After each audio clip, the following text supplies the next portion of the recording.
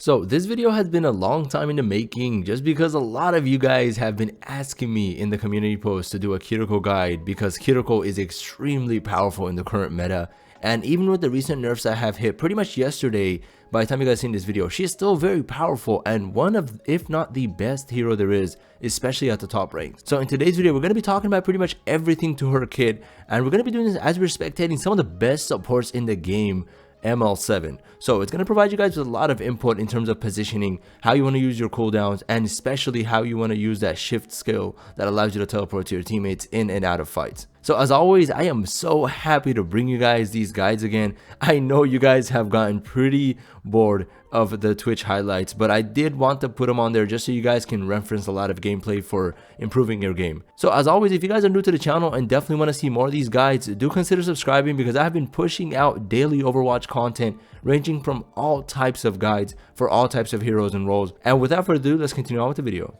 Alright, so to better understand Kiriko, you first need to understand how her entire kit works, and you need to understand this very important point that only Kiriko mains understand, is that she is not a only healer support, right? There's some supports out there that are primarily only healing. A very good example would be a Mercy, right? Mercy is going to primarily heal. When it comes to Kiriko, she is probably 60% healing, 40% damage. Now that might range depending on how good you are mechanically skilled at landing your shuriken headshots, etc., which deal 3 times damage. But you need to understand this very important point before we continue on in terms of the actual guide, is that you should be doing damage as a Kiriko if you're not healing. Now there are going to be instances where you're going to be in a tough situation, right? Whether you are healing your teammate who is about to die or you land that shuriken headshot that kills the enemy. And honestly, that just comes down to judgment. Is that teammate good enough, right, to bring back? Is that teammate good enough to keep alive? Or should you kill that carry that's pretty much killing your teammates? So it's going to depend on situation, but generally speaking, right, as soon as you heal your teammates, right, switch your shuriken, shoot a few of them, deal some damage, and swap back, right? Kiriko headshots will absolutely change the tide of the game, and that's something you need to keep in mind. And now let's move on to the actual guide here. So we're going to be starting off with pretty much positioning, which I think is Kiriko's strongest attribute. Kiriko can pretty much teleport very far distances. And something you need to understand is that when she uses her shift teleport skill, it not only teleports her, but also gives her a very brief moment of invulnerability, right? So what that means is that when she teleports in, she is pretty much immune to certain types of damage. So you'll see a Kiriko main that knows how to play very well, like ML7 here, use this shift skill to dive in just to negate an ult or negate a skill they're being trapped by, right? Or you can also use it to teleport away from a Cassidy bomb that's being thrown at you and it sticks to your body, right? So if you can master this left shift skill very well, you'll be in very good shape because it allows you to pretty much traverse the map, negate a lot of ults, also save your teammates and get out of danger, right? Now, typically speaking, when it comes to using your teleport as a Kiriko to help your positioning, you need to understand that there will be instances where you have to dive in to stall the payload, for example, or you have to dive in to help out your teammate, right? Now, let me explain what this means exactly. So your E skill, Suzu, heals your teammate briefly, as well as pretty much negates any sort of negative effects on your teammates. So that's something you got to keep in mind, right? So what you see a lot of people do is they'll teleport in and use that Suzu skill. Now, this might seem very simple, right, said in words, and a lot of people know how to do this, but you need to understand that when you're teleporting in, you're putting yourself in a lot of danger, right? Now, what a lot of people make as before they master Kiriko's positioning is they'll teleport in but a little too late. They'll throw in that Suzu, but their teammate is already dead. Now they use their Suzu and they've also used their shift skill, so they have pretty much no way of getting out and they pretty much die. So Kiriko's survivability in terms of positioning relies heavily on her teammates. As long as her teammates are alive, she's able to stay alive. Now, that's something that not a lot of people understand in terms of her positioning. Because when it comes to other supports, for example, Myra, Anna, Mercy, pretty much any other support, they don't really rely heavily on their teammates being there. Whereas a Kiriko, you definitely do, right? Because you can't teleport to anything besides your teammate, right? You can't just teleport forward or backwards. So your shift skill becomes completely useless unless you have a teammate nearby that you can teleport to.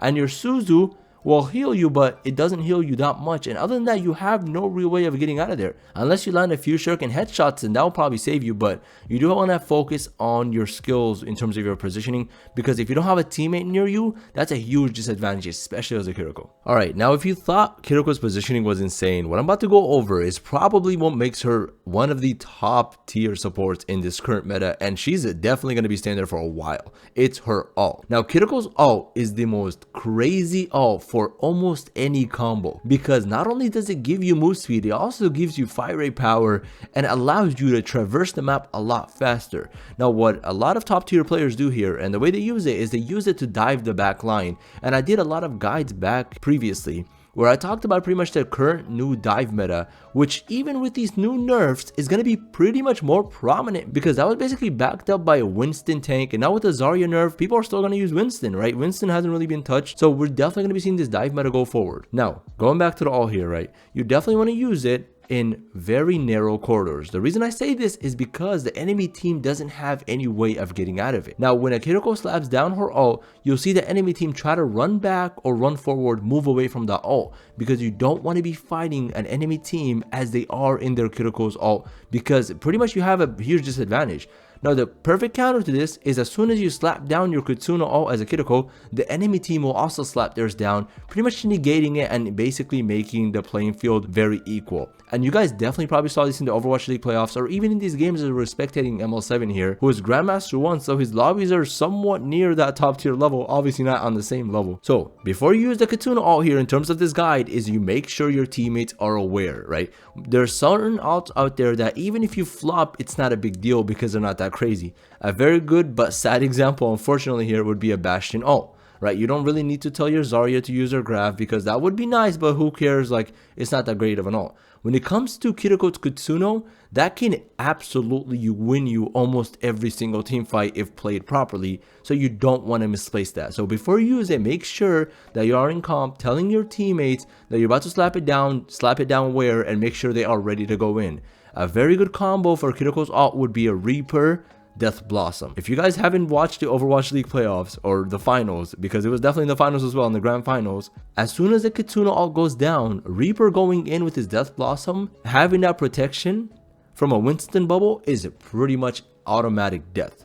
Because not only is his fire rate a lot faster, but the decreased movement from Death Blossom is pretty much negated by Kitsune ult. So that is the perfect combo there. Now when it comes to other combos for Kiriko's ult, pretty much anything works because you got move speed and you got fire rate power, right? So even a Bastion in turret form is absolutely destructive. Now there was a certain rework that has happened recently that Bastion no longer gets increased fire rate power, because let's be honest, that would be broken because his turret is already insane. He however still does get that move speed. So in turret form he can have a lot more mobility, which does hold him back. So pretty much to sum it up here, her ult is insane. Make sure you are communicating with your team, letting them know you're about to slap it down and using it properly, because it can win you pretty much any fight if played properly. And finally, we're going to be wrapping up this guide on Kiriko on which supports work very well with her. And I'm pretty sure you guys can probably guess it if you've been watching the Overwatch League, which happened about a month from the time you guys seen this video. And that's going to be Lucio hands down, right? So Kiriko Lucio combo, especially if you guys are in the high ranks, for example Grandmaster, Diamond, Platinum, etc., you're definitely going to be seeing these work very well. Will you see these in the lower ranks? Probably not, just because both heroes have a very high skill ceiling and are not very easy to use. For example, if you're in the lower ranks, you're more likely to see Myra, Mercy, and sometimes Anna. But as you start to climb higher in the ranks, you'll start to see more of Kiriko, Lucio, and those types of heroes that are a little bit harder to play but much more rewarding because their skill ceiling is higher. Now, what is skill ceiling, if you guys are wondering? What it means is how good can you be and how much you can carry with a hero if you are very well talented. Myra, on the other hand, doesn't have a very high skill ceiling, but because it's lower, with very little skill you can extract a lot from the hero. Right, so day one you're playing Myra, you're probably likely to win versus the Kiriko, just because you have to learn her movement, mobility, and skills a lot more. But throughout time, it will be much more rewarding because you actually do better with the Kiriko that you've mastered versus a Myra, because there's not much you can change and you're kind of capped with what you can accomplish. Now, hopefully that makes sense. But in general, you want to pair up a Kiriko with a Lucio. Why? Because Kiriko depends a lot on mobility and the movement of her teammates. Lucio can enable the teammates to have more movement, especially with beatdown and his ult. So overall, they both have so much potential in this current meta.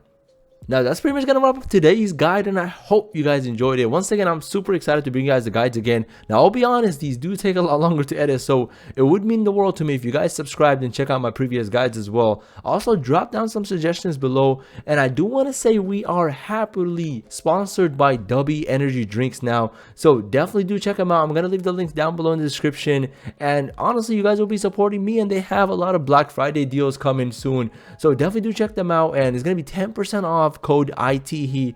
And once again, thank you W for sponsoring today's video, and as always, I hope you guys have a great rest of your day, and peace.